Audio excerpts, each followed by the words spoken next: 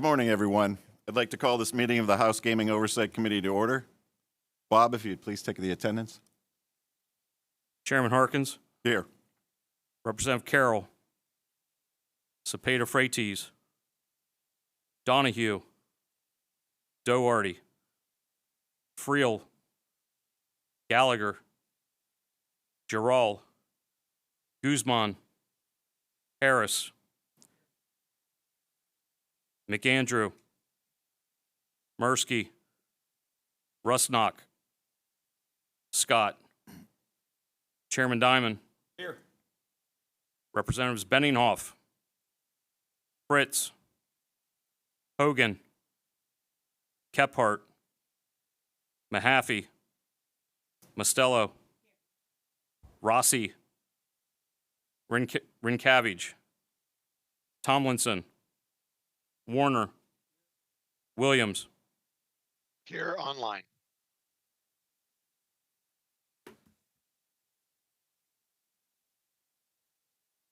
Thank you.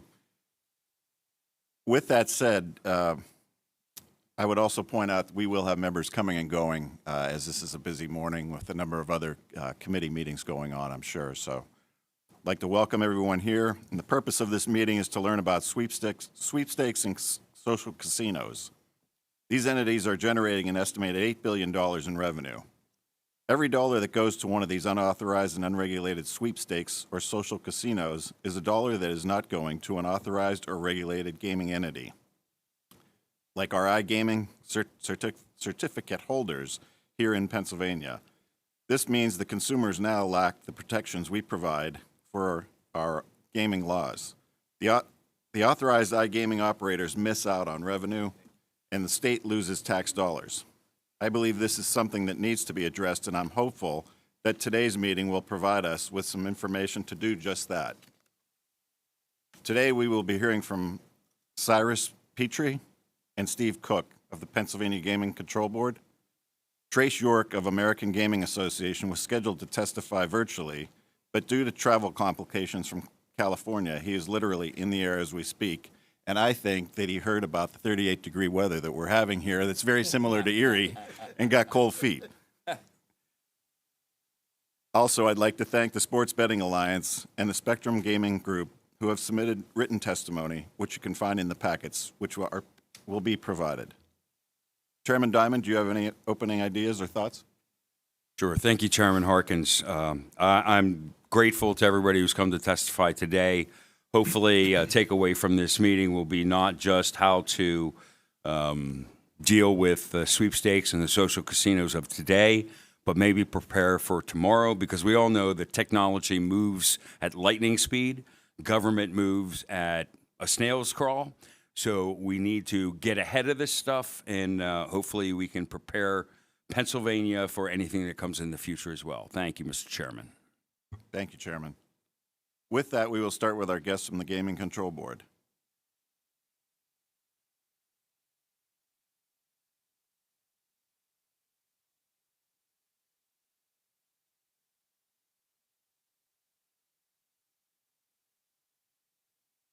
Good morning, gentlemen. Thank you for coming. Hear me now? I think that's good. Good morning, Chairman Harkins, Chairman Diamond, and members of the committee. My name is Steve Cook, and I serve as Chief Counsel for the Pennsylvania Gaming Control Board. Okay. Now? Is it okay? To my left is Cyrus Petrie. He serves as the board's Chief Enforcement Counsel. We'd like to begin by thanking you for the opportunity to come here this morning and address online sweepstakes. Online sweepstakes have emerged as a relatively recent and rapidly expanding national and international trend. They are often conflated with skill games that have proliferated across the Commonwealth, but they are quite different in one important regard. Specifically, the element of gambling they attempt to circumvent. A gambling device under Pennsylvania law, or as I'm sure the board members or the committee members are aware, for something to be a gambling device under Pennsylvania law, three things must exist: the payment of consideration or money, the outcome predominated by chance, and the payment of a reward if you win. While skill games challenge the Commonwealth's common law definition of gambling as to the chance element, with the courts of the Commonwealth to date holding that skill predominates over chance in their play, Sweepstakes challenge the element of consideration with the argument that the consumer is not purchasing tokens, chips, or electronic currency that allows them to gamble, but rather credits which entitle them to participate in games with no monetary reward, and they are awarded a secondary currency as a bonus that allows them to take a chance at winning money. Since their emergence in 2016, sweepstakes websites have experienced explosive growth throughout the United States. Though presented as free, these games allow users to purchase and receive the secondary virtual currency, effectively recreating casino experiences on smartphones, iPads, and laptops. Operating largely from offshore locations such as Cyprus and Malta, these sweepstakes platforms circumvent regulations, licensing, and taxation of various American jurisdictions, including Pennsylvania, that have otherwise permitted gaming in a heavily regulated space. What's worse, radio and television stations routinely run advertisements for these sites, often with celebrity endorsers such as Drake, Ryan Seacrest, and Paris Hilton, giving them an air of credibility. In stark contrast to regulated online casinos, however, sweepstakes platforms are not obligated to be tested for fairness to the patron, nor are the sites obligated to provide responsible gaming services, age verification, or other consumer protections. Yet they command a significant player base with over 1 million Americans engaging monthly. By one report, they have achieved nearly $6 billion in player purchases and $1.9 billion in net revenue in the year 2023. Though the formats can vary slightly, to begin, players typically purchase virtual coins or gold coins and receive sweep coins that can be exchanged for cash and other prizes as a bonus. The gold coins can be used as quote-unquote play money for video gaming, but they, and what you win from playing them, cannot be redeemed for prizes. On the other hand, sweep coins essentially function as dollars. For example, a $100 gold coin purchase translates to an additional $100 in sweep coins, enabling the players to gamble on games like roulette and blackjack with the option to cash out winnings in real money. While, in an attempt to comply with the law surrounding sweepstakes promotions generally, these sites typically also provide a free alternative method of entry, a no purchase necessary rule, if you will. This is usually a tedious endeavor, oftentimes requiring mail-in requests that are, of course, significantly slower than purchasing gold coins and being immediately awarded sweep coins electronically. Consequently, although these free options exist, the vast majority of players opt for the quicker, paid route. Although not yet settled by the courts of the Commonwealth, it is my personal belief that these games are a charade of play-for-fun gaming with a no-purchase necessary requirements masking what is, in reality, online gambling. Unfortunately, the Pennsylvania Racehorse Development and Gaming Act's specific language hinders the Pennsylvania Gaming Control Board from taking legal action against these sites. At the outset, it is important to recognize the board is not a law enforcement agency, and as a result, we are powerless to bring a criminal case challenging anyone operating one of these illegal gambling operations. The board can, however, pursue administrative and civil remedies when appropriate. Unfortunately, in the area of interactive gaming, we are significantly hamstrung by the specific language of our enabling statute. Specifically, Chapter 13B of the Gaming Act includes sections that appear to ban online gaming by unlicensed operators. These prohibitions ultimately come into conflict, however, with the definitions found in the Act. For example, the Act provides that, quote, no person shall operate or conduct interactive gaming for play by the public in the Commonwealth without first obtaining an interactive gaming certificate or interactive gaming license from the board. However, the definition of the term interactive gaming is limited to the placement of wagers with a licensed operator. Therefore, when the definitions are used in conjunction with the prohibitions, the result is nonsensical, prohibiting conduct which, as per the definitions, is already authorized. A very similar issue exists in the Gaming Act relative to slot machines, and it has hamstrung the board in the skill games debate.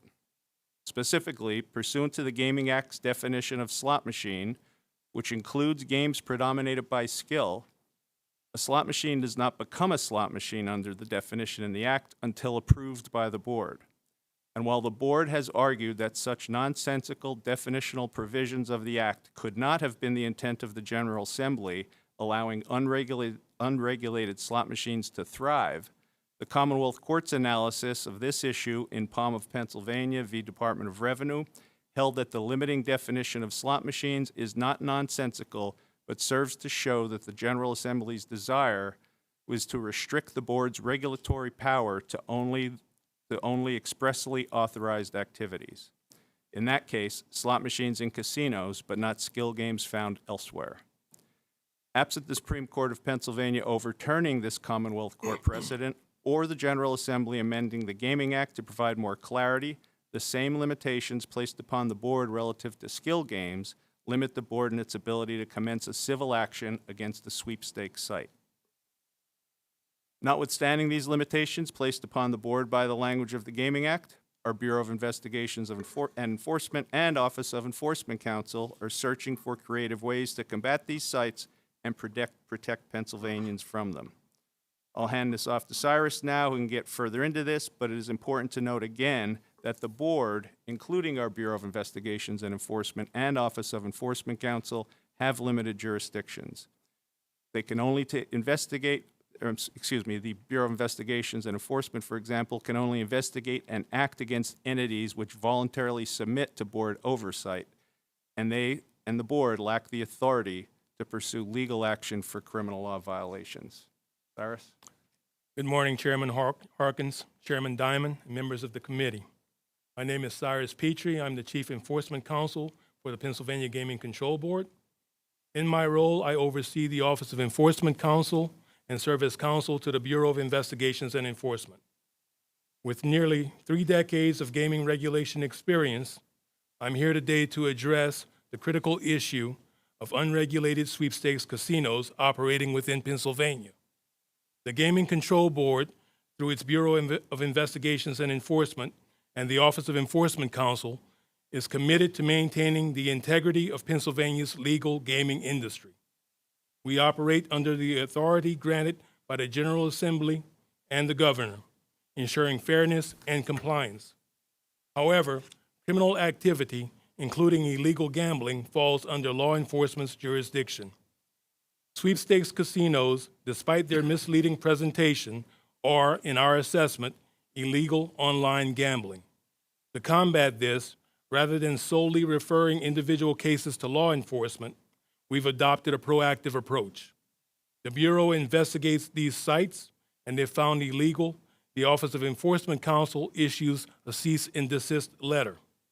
To date, we have issued approximately 18 such letters, all of which have been promptly complied with. However, the sheer volume of these sites create a whack-a-mole scenario. For every site we manage to shut down, countless others emerge or become operational each day. These investigations require significant time and resources, and the companies in question are under no obligations to cooperate. Recognizing the limitations of targeting individual sites, we've shifted our focus to platform providers like Google, Microsoft, and Apple, urging them to restrict or remove these illegal sites from their platforms. The fundamental question before us is whether to regulate and tax these operations or ban them outright. The current unregulated environment threatens the financial stability of the legal gaming market and the Commonwealth's revenue. Moreover, it leaves consumers vulnerable to unscrupulous practices due to lack of oversight and transparency.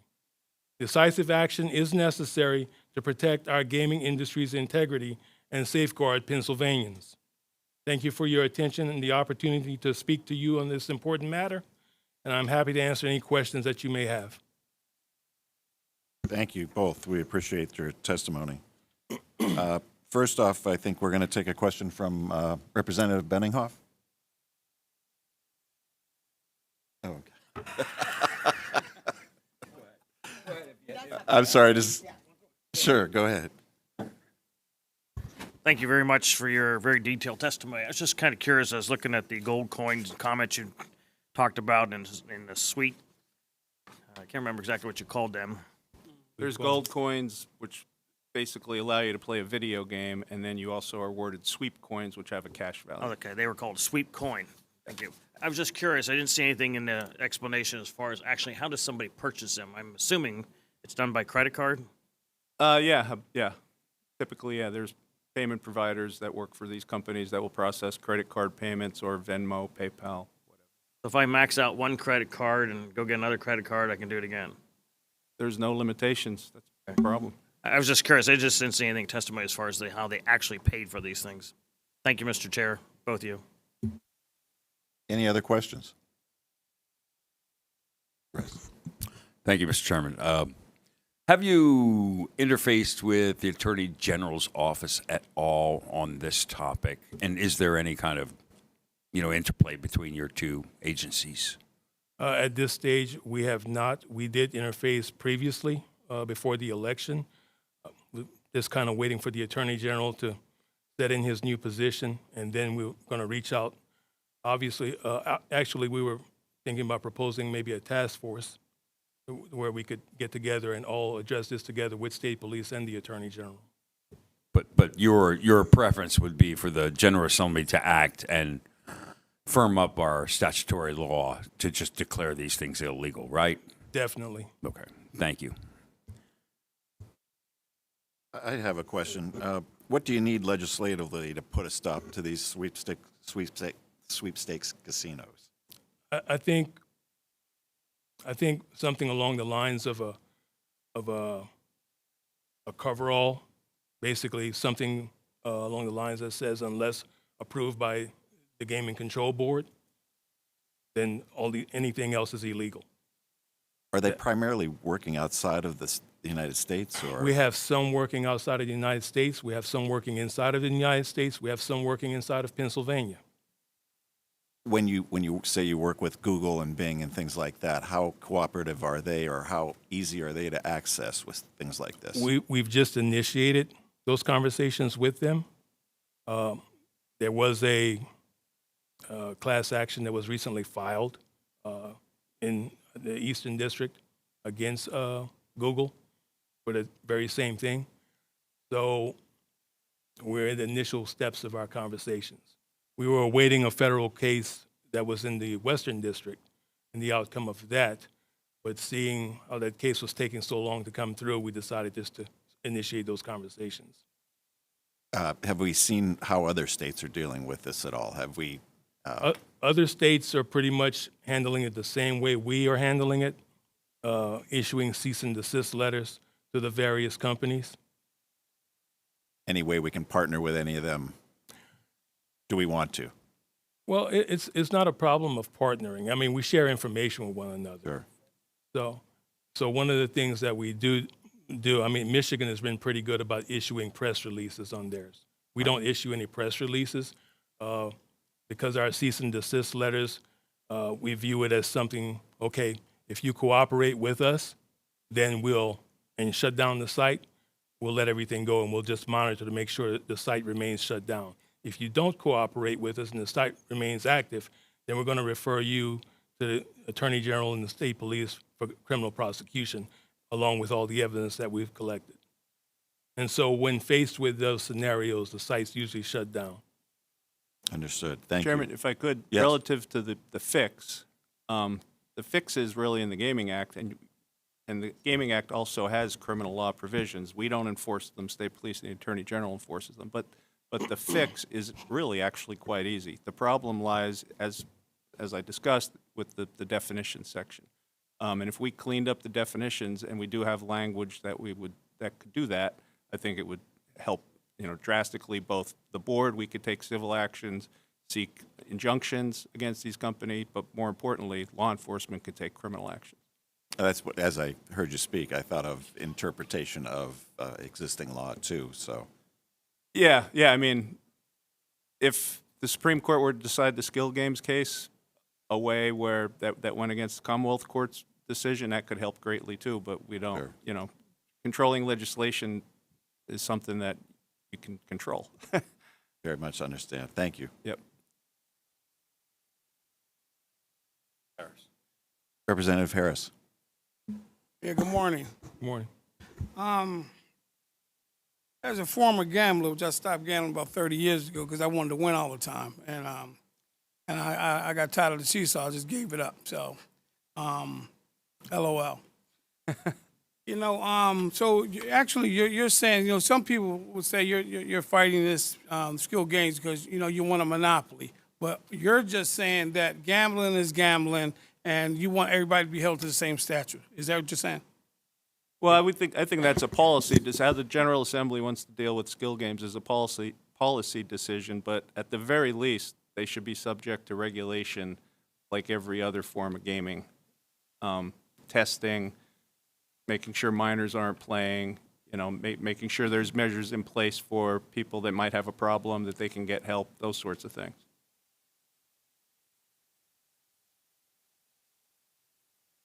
Marcy? Thank you, Mr. Chairman. I have a question about the section in here about the Pennsylvania Racehorse Development and Gaming Act, with the specific language hindering the Pennsylvania Gaming Control Board from taking legal action. Can you explain that? Yeah, so there are prohibitions in the Gaming Act, operative prohibitions. The Gaming Act is our enabling statute. So there are prohibitions like that on their face appear to say these social sites, are illegal. However, the problem is there are defined terms within the prohibition, and when you insert the definitions of those defined terms into the prohibition, it doesn't make any sense anymore, because the defined term of interactive gaming means it's gaming that has been approved by the board.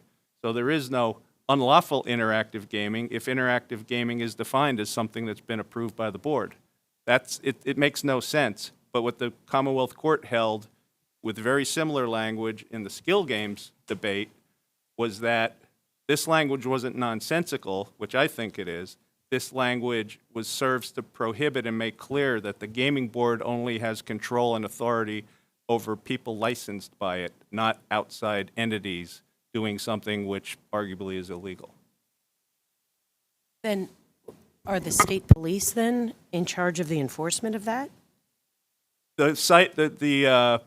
What I particularly cited is not a criminal provision. No, that would be an administrative provision that we could bring in. If it was cleaned up, we could bring an action seeking an injunction against these companies so they could no longer operate in Pennsylvania. There are, however, criminal provisions in the Gaming Act that may suffer from the same problem. I haven't done that research, but the real problem here is in the definitions, how things are defined. When you try to plug them in to the actual operational provisions of the Act, they don't make sense. Rep. Warner? Thank you, Mr. Chairman. So I just want to clarify quickly. This is considered illegal, right? You send the cease and desist letters, they've stopped. I mean, I think Cyrus and I consider them illegal. A court in the Commonwealth has not yet made that determination. Okay. I guess the reason I ask is earlier in your testimony, you said that these were advertised on radio and television. I mean, has there been any, if you believe that they're illegal, has there been any communication with the FCC on why they're being advertised and broadcasted in Pennsylvania? Well, the American Gaming Association has reached out to the federal government. Has there been any action as far as them advertising in states that deem it illegal? No, I mean, we have issued cease and desist letters to newspapers and online companies that have advertised those when we come across them, and they have ceased those advertisements. We do believe it's a violation of federal law for them to advertise illegal gambling, and we point that out to them. So once it's pointed out to them, they usually stop the advertisements. Like I said, the sheer volume of the amount of advertisers and companies is just enormous, and it's a huge undertaking. Has the Gaming Control Board reached out the Congress in any fashion to discuss this? No, we have not. Okay. No. That's it. Thank you, Mr. Chairman. Thank you. Representative Hogan? Thank you, Mr. Chairman. Thank you both for your testimony. Is it correct to assume that these websites, for lack of a better word, are operating overseas, that they're based overseas rather? Some are, most are actually. And we also have some based in the United States. And like I said, we have found some operating in Pennsylvania. So the ones that are overseas, is this type of activity legal in that jurisdiction? So otherwise, like they can't market this product to their own domestic residents, but they can market it to Americans? I'm not certain if it's legal or not in those areas, but a number of jurisdictions in the United States have issued letters, cease and desist letters, to those companies. A lot of them operate out of Malta, some out of the Caribbeans, and in response to those, some have shut down and some have not. Okay. So I guess my question then is the Gaming Control Commission, do you license entities for sale or service in Pennsylvania that are their product is otherwise illegal in their home jurisdiction? No, No, we wouldn't No. license somebody. no. So how do you weed that out? Background investigations. Okay. All right. Thank you. Thank you, Mr. Chairman. Are there any other questions? Any other members with any questions? Yes. I'm sorry. Thank you, Chairman. Is there any consumer education? I think, you mean going on presently? Yes, just to advise folks to be aware of what could be. Well, we attempt to push Illegal. out education to tell people what legal sites look like. We try the best we can to identify what are legal sites, put our logo on them, our stamp of approval. But there probably could be more that could be done. The problem is, as Cyrus indicated, is these sites, they change in a heartbeat. So if one is shut down, the same operators might just create a new URL and a new website, and they pop up over here, and it's the same exact people that have stopped yesterday over here. So it's a problem. So we identify the legal sites, but honestly, the illegal sites outnumber the legal sites greatly. So it's only so effective. Anyone else with questions? Any members with any questions? Seeing none. Chairman Diamond, do you have any closing comments?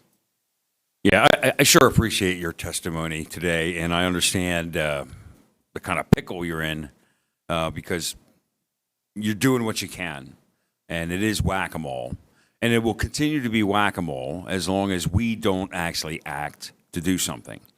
And I do believe, and I don't think I'm being too bold here as the minority chairman by saying that I'm ready to do something legislatively to help you out, to help the Attorney General out, and to make sure that that the proliferation of these outside the law, gray area kind of gambling opportunities disappear.